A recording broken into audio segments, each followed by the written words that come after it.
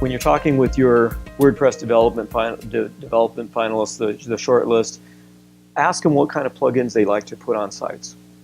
Now, well, it might be that we don't necessarily appreciate everything, every detail of why they're doing it. You know, if we're going in for surgery, do we ask the doctor what kind of tools they use? No, we want to make sure we come out of this okay.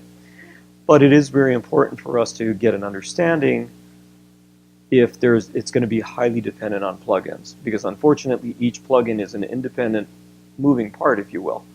If one plugin gets dropped off, I had a client that had a Google Maps plugin for 3 locations of their regional company. The Google Map plugin, which was not made by Google, it's made by somebody that knows how to use the Google API data and feed it into your website. The plugin that they had on their site, the person, and I am not exaggerating, the person left, the person established that they were in one European country. They went for a year furlough away, to just go away and travel the globe, the developer, and they actually posted a note that said, back on their plugin site, the XYZ Google Map plugin is no longer being supported. I'm traveling the world right now. I'm in Canton, because that's where they were as of that date. When I was trying to figure out why the plugin wasn't working for this client, and they recommended another plugin to get. But it's good to know, back to this, know how many plugins you're working with, and what happens if one of them doesn't work. Ask your developer. You want to find out what your warranty period is, if you will. It could be that there's not. It could be it's 30 days. It could be a different matter. Side note here that's very important, especially if you manage your own WordPress site. When you stop using a plugin for some reason, you can install them and then you can activate them and turn them off. Never keep inactive plugins on your website. You can always reinstall them later on, but get them off your site because they present a security risk and they always present a slowdown on your website. Yes?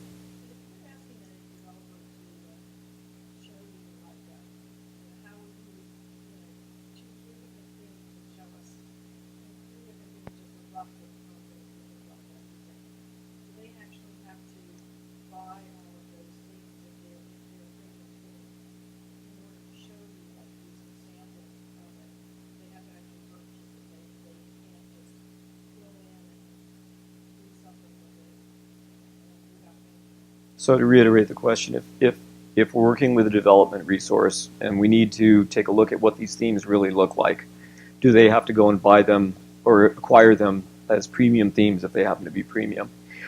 If we want our own content in there, keep in mind at this point now they're actually doing some development work, so we're a little further along in the process. The answer is yes.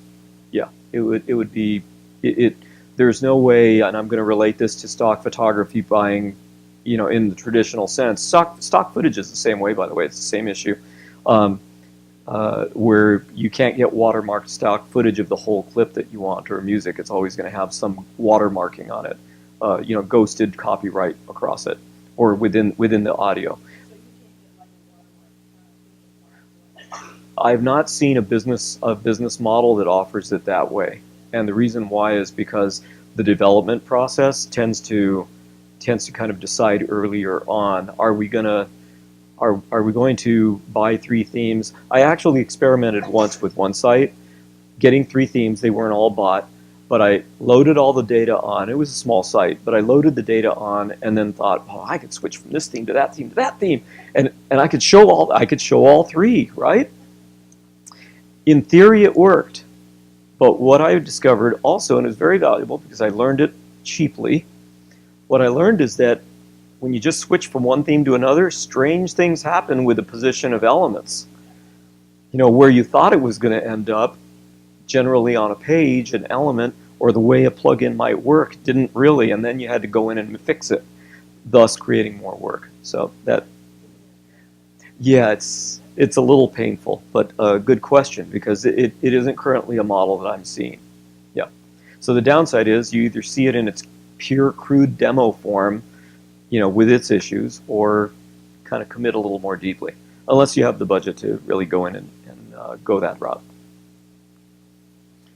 One of my other favorite things that has nothing to do with design in a way, visual design, is asking this question: how are we going to keep the site secure?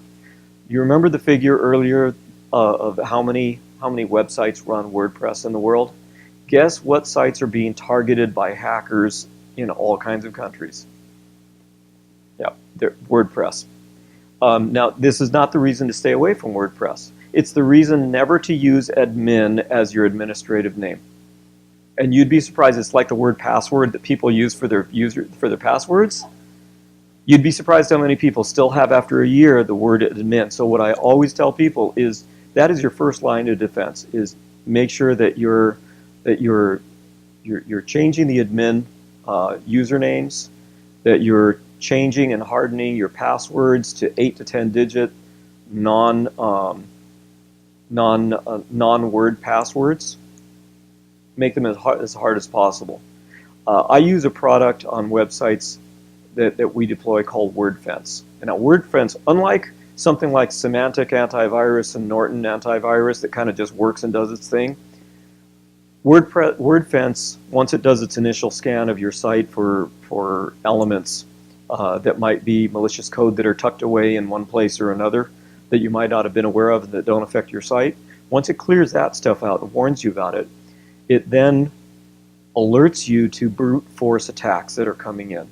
And it's amazing. I actually love to see when sites are being brute force attacked, because it'll report what country it's coming from and the IP address. I love that part.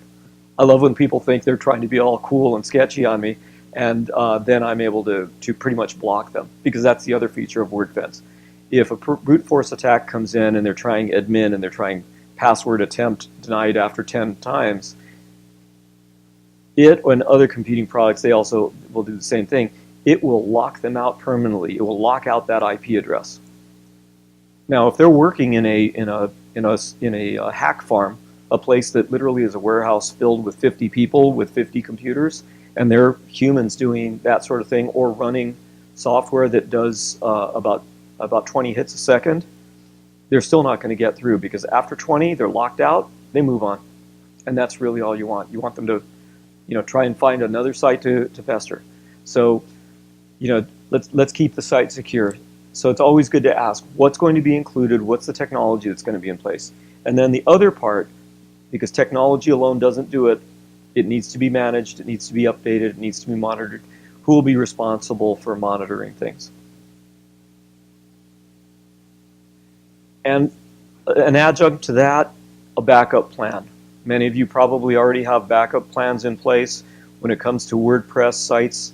I hope that you're using two methods. Sometimes our hosting services are already, our hosting providers are already doing backup for us, but also use another backup source as well. Use a plugin on board, like Duplicator or Backup Buddy or Backup Plus, and pay for it. Pay for the product, because it will link up with things like Dropbox or your cloud service and things like that. And then speak to your host to find out what they are doing. Okay.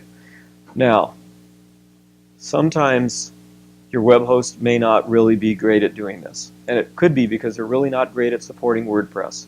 There are hosting companies out there that are big, that are not super WordPress friendly. They'll tell you, yeah, you could do a WordPress site on our servers, no problem. But when it comes to an issue that's coming up afterward, they sort of say, well, and I remember one phone call with a client, the answer that came back was, well, for that question, we need to turn you over to premium support, which will be $90 an hour, or half an hour, $90 for half an hour. And there was no assurance of solution. We still had to do everything. They would just talk us through. So it reminded me a lot.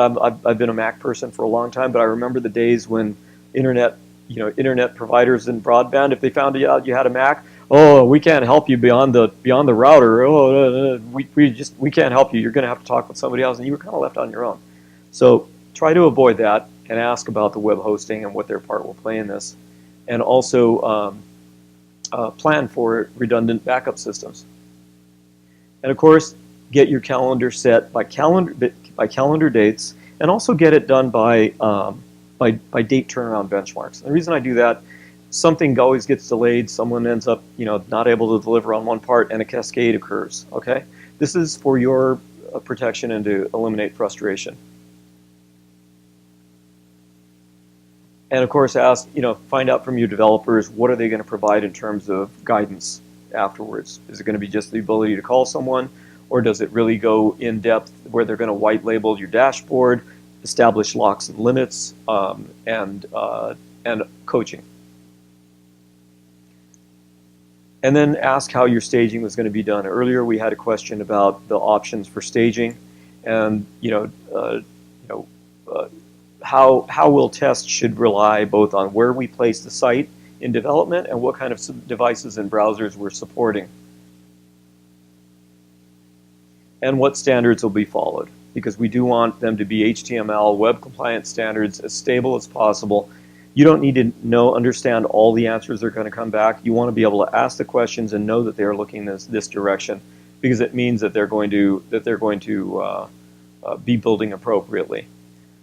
I always cite audience-appropriate technologies. If you have a site that caters to seniors, and I've done a lot in the Medicare marketing area, you don't need certain things because the demographics and statistics are not there. If you're talking to gamers, as I did with AMD and their chipset makers, they don't want to deal with a site that's too slow for them. They want something that feels as current as they are.